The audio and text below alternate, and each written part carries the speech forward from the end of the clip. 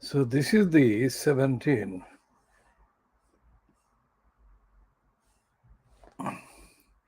This is the Khoodeelaar television channel broadcasting under the banner of Baby Angel Geronimo Editions. And this one is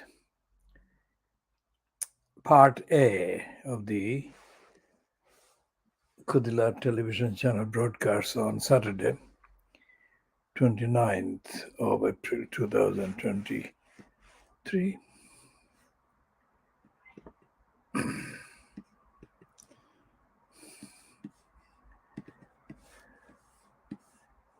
So we shall be talking about the issues to update, and this is part of the updater is updating the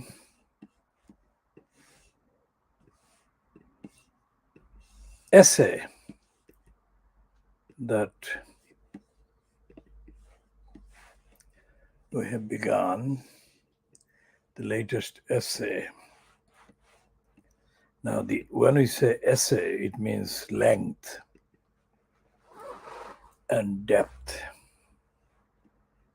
because the issues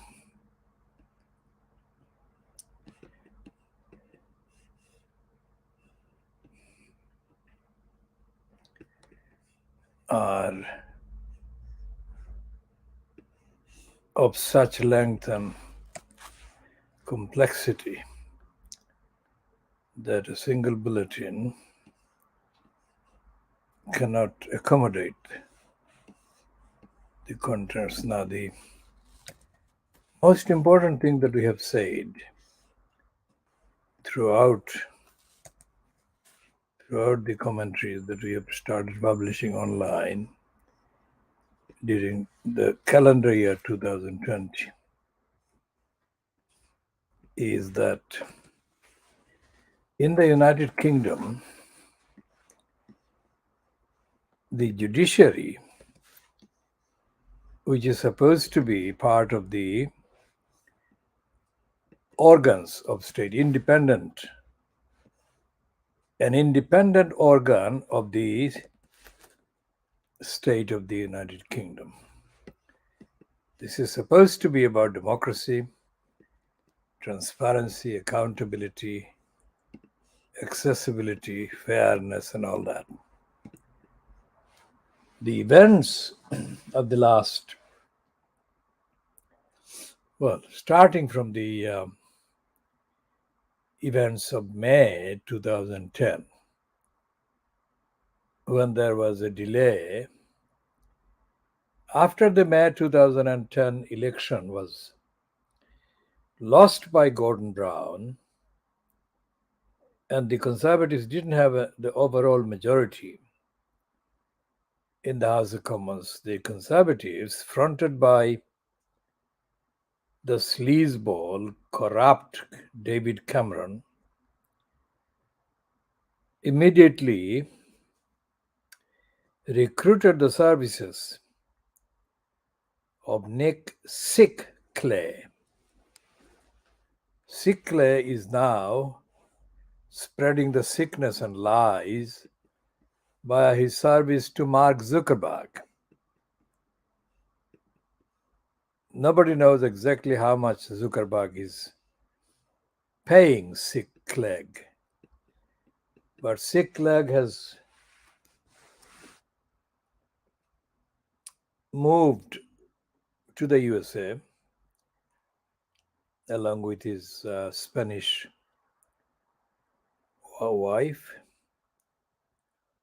and it is not publicly identified as to how much they are getting from Zuckerberg. But whatever they're getting, it would be a very large sum of money.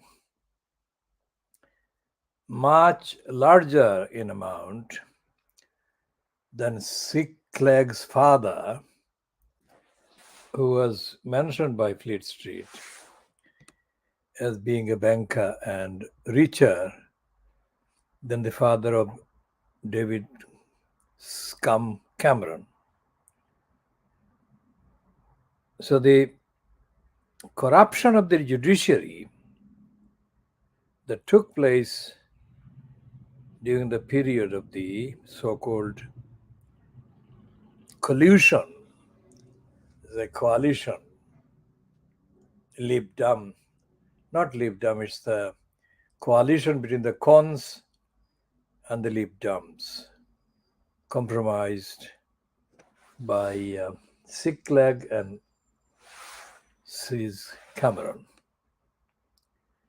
The judiciary in the United Kingdom is completely corrupt. Now, those people who are in various positions of government, various positions of state, there's a quote power in the countries, especially the so-called post-British colonial regimes in Africa and Asia. On the evidence of their comments, they all are mental slaves, even though they're not in the United Kingdom itself, but they are mental slaves. And the mental slavery is acute. They don't have any problems in buying the lies peddled for the image of the United Kingdom state. For example, that there is rule of law, there is independence of the judiciary, and there are two separate chambers of the Houses of Parliament. The lower chamber, the House of Commons, ironically is the one that is the main platform for so-called democracy. The upper platform, the upper house, is the House of Peers. And it is stuffed full of condemned materials. Now, the House of Peers, the only time that the House of Peers becomes in any way, collectively, any way acceptable, is when it does what it is doing in the last few days, which is making sounds condemning the illegal immigration or illegal migrants bill passed by a majority of Cons members in the House of Peers, in the House of Commons. It is so grotesque, this bill, that significant numbers of conservatives have already disassociated themselves from it. We shall examine why the votes on the bill were as low as they were.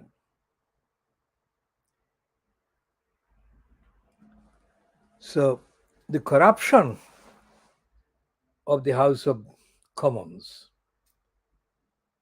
and the corruption of the House of Peers is part and parcel of the corruption of the judiciary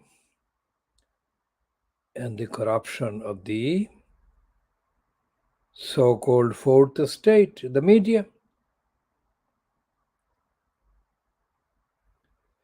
So we shall be talking about all of those in the context that has been already on of Dominic Raab being, let's say, quote, impelled to resign as the cabinet member doing injustice to the cause of justice. The Ministry of Justice itself is a misnomer. Dominic Raab has been followed, not an kind of resigning, but has followed in the sense of rank, being the member of the government and the cabinet. Steve Barclay. Steve Barclay, like Dominic Raab, if you look at his image, his face, in pictures that are taken without him knowing, you can see that he comes across as a real thug. Everything about Steve Barclay's face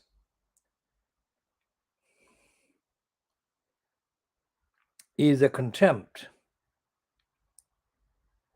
So there is Barclay and there is Raab. And if you look at the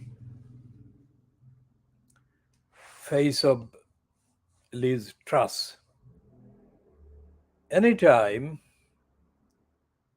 during her kind of so-called campaign, hustings, to become incumbent in the post of Prime Minister, leader of the Cons party, you can see that she's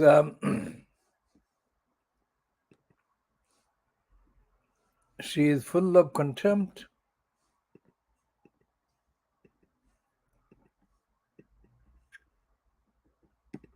She looks seriously disturbed, and everything she has tried to do by way of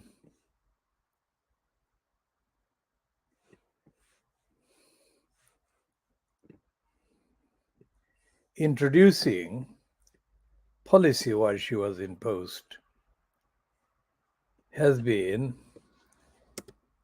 completely in contempt.